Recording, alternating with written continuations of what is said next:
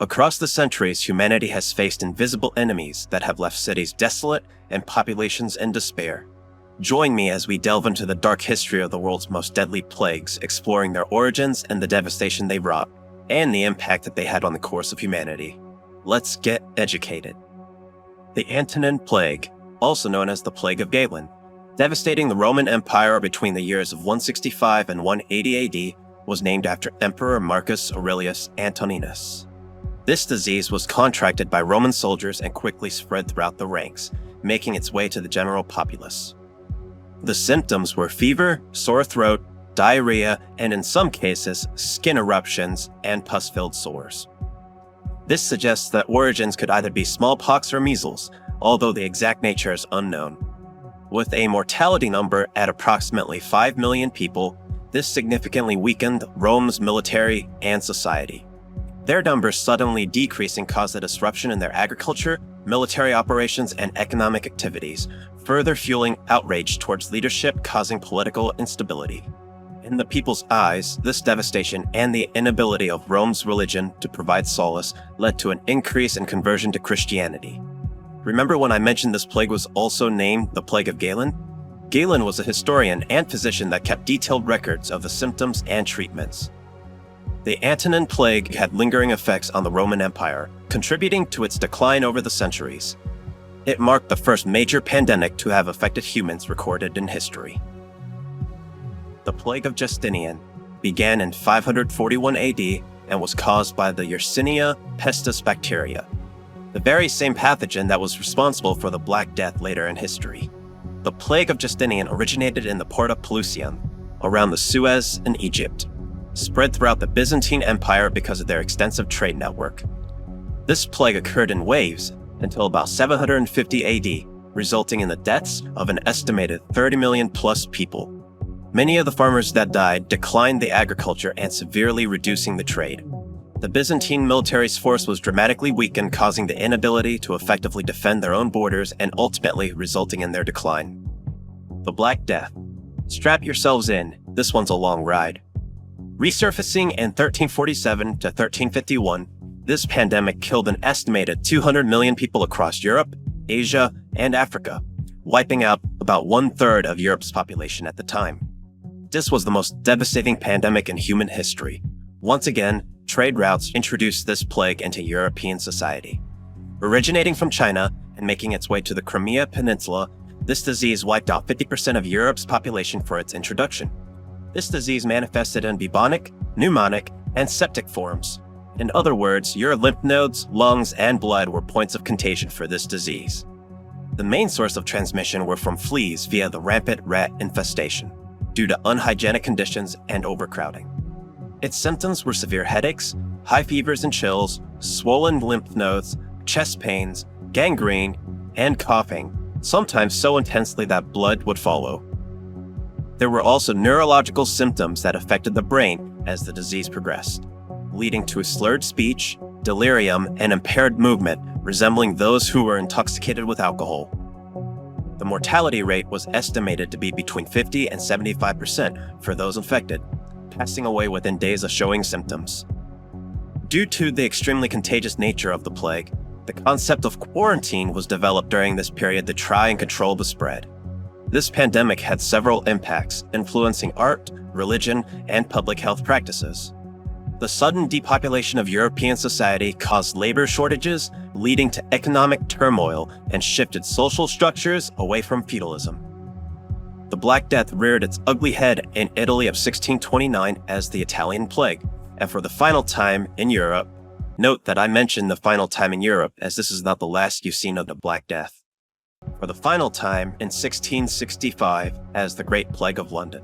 These resurgences led to over 1 million deaths. The aftermath saw significant changes in public health and hygiene for all of Europe. The Cholera Pandemics. The introduction of the first cholera pandemic was in 1817 to 1924. There are a total of 6 resurgences occurring during this period, each killing over 1 million people globally. Originating from Jasora, India, and taking over many other Asian countries, the cholera pandemic also utilized trade routes to eventually encroach onto the Middle East and Europe. Its symptoms include profuse watery diarrhea, severe dehydration, vomiting, and leg cramps. Without expeditious treatment, can cause death from dehydration and shock. The cholera outbreak has been linked to poor sanitation and contaminated drinking water. This pandemic would continue to antagonize humanity over the next century. The silver lining is that the cholera pandemic drew attention and highlighted the global threat of waterborne diseases. The Bubonic Plague came back with a vengeance as the third plague of 1885. This iteration originated in the Yunnan provinces of China and disseminated throughout India, racking up a total of 12 million casualties, along with considerable fatalities worldwide. This pandemic marked a significant period of plague research and public health response. In comes Alexandre Yersin, a French physician and bacteriologist. He isolated the bacterium and confirmed the nature of the plague. This bacteria was later named after him as Yersinia pestis. The pandemic reached Bombay by 1896 and was noted for its rapid spread through maritime trade routes, affecting port cities globally. Reaching as far as Latin America by the 20th century and touching American soil in the city of San Francisco, sparked significant health actions that included the establishment of the first plague laboratory on Angel Island. This pandemic prompted international cooperation to combat the spread, ultimately influencing the development of international health regulations. With its clutches gripping humanity once again, spurred significant advancements in medicine and a stronger infrastructure for quarantine measures. The third plague pandemic was instrumental in shaping modern responses to pandemics, highlighting the importance of swift and coordinated public health interventions in controlling disease spread. The Spanish flu. In 1918, a worldwide pandemic was caused by the H1N1 influenza virus. This virus first appeared nearing the end of World War I, spreading rapidly across the world and infecting upwards of 500 million people, which is a staggering third of the world's population at the time. This resulted in 40 to 50 million deaths worldwide, with projections of 100 million at its peak, making it one of the deadliest pandemics in human history. Think of this as a flu on steroids, causing extremely high fevers, dry coughs, body and headaches, sore throats, chills, extreme fatigue, and occasionally the runny nose. The lethality of this pandemic was not because of the viral strain, but also due to the living conditions of the times. Malnutrition, poor hygiene, and overcrowding on medical establishments, paired with the lack of medical professionals due to the war, were key factors in causing such high mortality rates. You would think that humanity would learn at this point to practice better hygiene. This was another wake-up call to improve on quarantine measures and emphasis on public hygiene, which continues to shape responses to future infections. The Asian flu. Emerging in 1957 and 1958, this was a pandemic caused by the H2N2 virus, leading to approximately 1.1 million deaths. Originating in East Asia, the virus was first identified in Singapore and rapidly reaching Hong Kong, then traveled its way to the United States within months. Its symptoms were the same as its cousin, the Spanish flu, but in some instances of severe cases would also cause pneumonia and other respiratory complications. The method of the contagion was facilitated by travel and trade routes.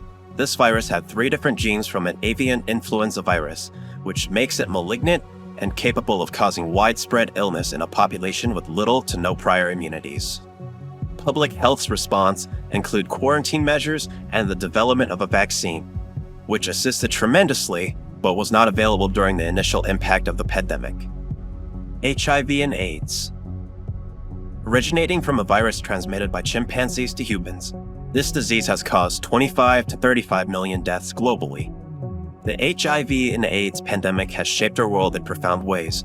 But what exactly is HIV and AIDS, and how did it become such a pivotal health crisis? Public health campaigns were launched worldwide to educate people about safe practices and to reduce the stigma associated with the disease.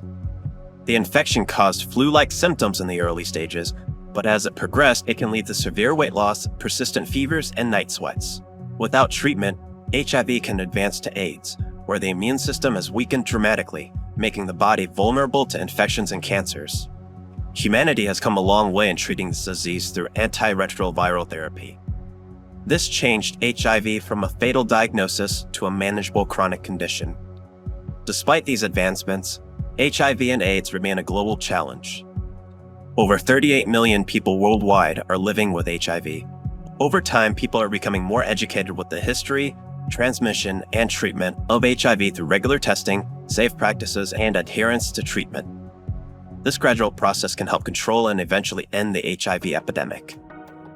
If you want to improve your mind and satisfy your hunger for knowledge, evolve your brain by liking and subscribing. Let's advance our intelligence together. I'll see you next time.